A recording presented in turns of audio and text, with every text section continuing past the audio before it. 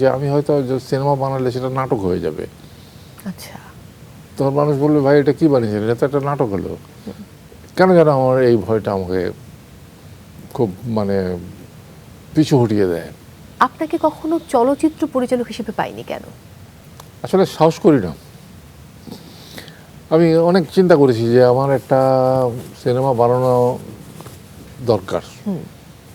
ওই সাহেব যেটা বললো, এদের সাথে অনেকবার আলাপ করেছি, আমি বানাচ্ছি, বানাবো, কিন্তু ওই পর্যন্তই। কিন্তু মাঠে নামতে পারছি না, আসলে ভয়ে পারি না। আমার মনে হয় যে আমি যত কথাই বলি না কেন, নাটকটা সিনেমাটা যখন যার আসলে চলচ্চিত্রে শুরুটা হয়েছিল, অভিষেক হয়েছিল তিতাস একটি নদীর নাম এই সিনেমার মাধ্যমে, এবং যিনি প্রায় 100টির বেশি চলচ্চিত্র অভিনয় করেছেন, সে কেন সাহস করবে না বা করে না?